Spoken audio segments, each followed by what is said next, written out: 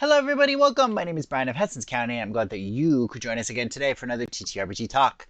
This series discusses tabletop role-playing games and their related materials, suggests ideas for some of your own games, and takes a look at some of my own materials. Today we're going to be continuing our SRD series, taking a look at the Quick 2d6 system, or as it's more commonly referred to both by myself and in the materials, Q2d6. This system was created by Nakade on itch.io. Advertised as being a quick and improvisational system, it has a simple to understand one-page document that pretty much describes everything related to the game. The 2d6 system, as you can imagine based on this name, is based around a dice mechanic that utilizes two six-sided dice.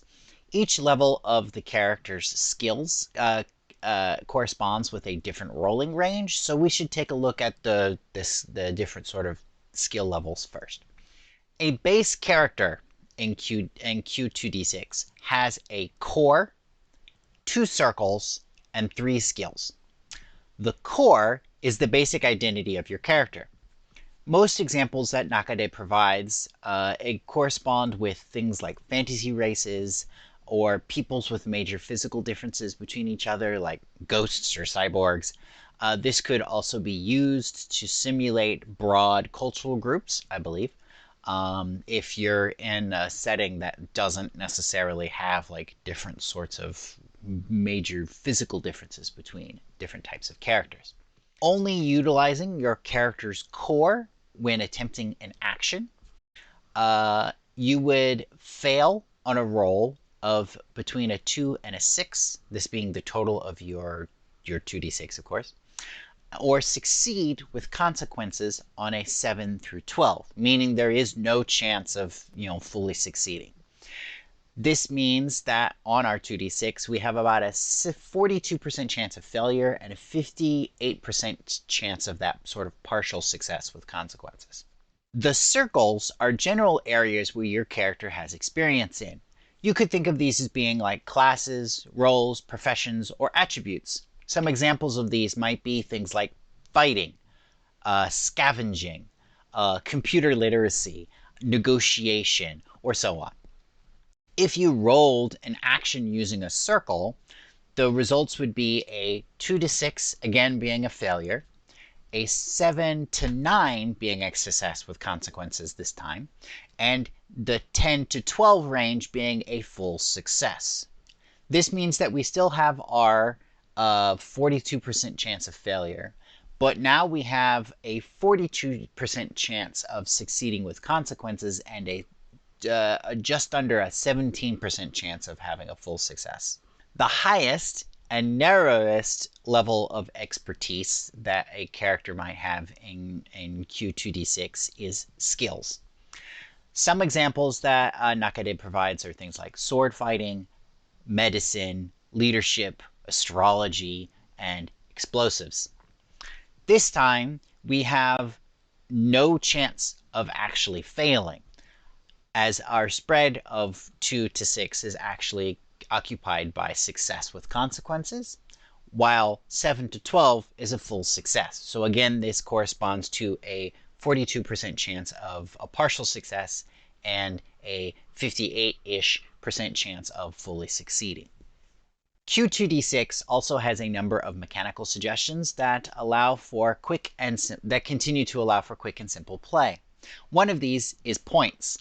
Depending upon your game's setting and opposition and other elements like that, the characters should have something that is extremely important to them that they can potentially spend if they really need to, but is not something that they probably want to lose in the long run. This acting kind of like a stress pool or maybe resources in a resistance-based game, these points can be wagered before the roll.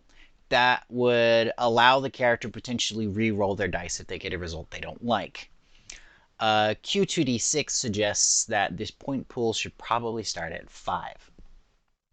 If your character fails or succeeds with consequences, your character will need to pay a cost.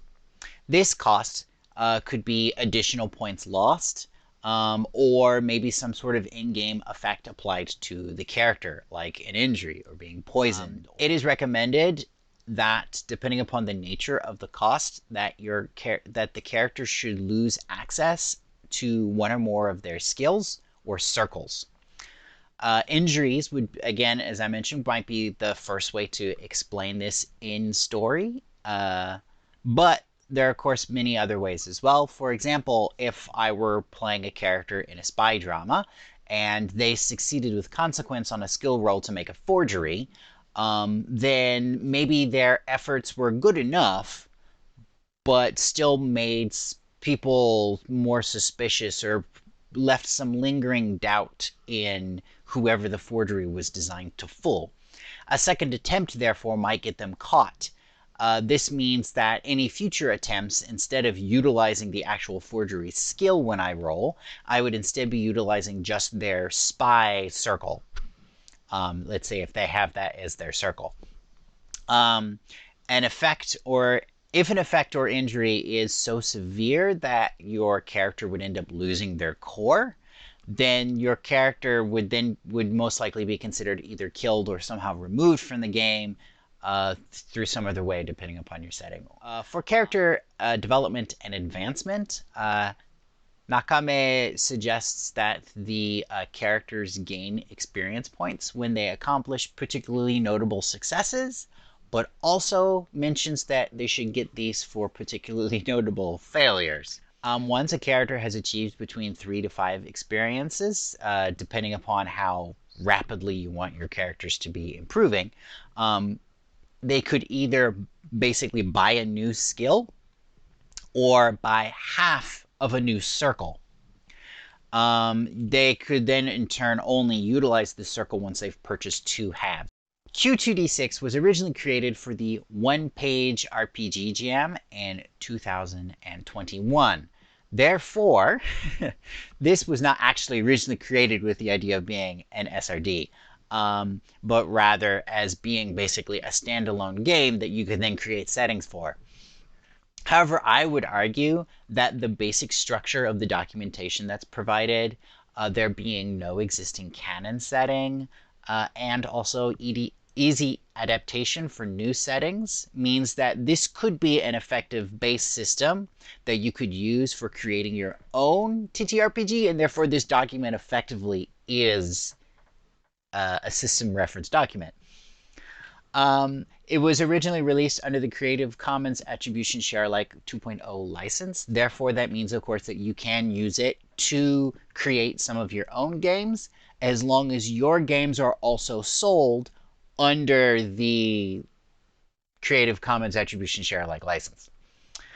As I mentioned, it was not originally created for use as an SRD in mind, so of course there is no like uniform logo, or there doesn't really seem to be much of a community around this sort of game system, or any other supporting materials like that some of the other systems have that I have referenced earlier on in this series, like let's say Breathless, right, or some other major systems like Lumen.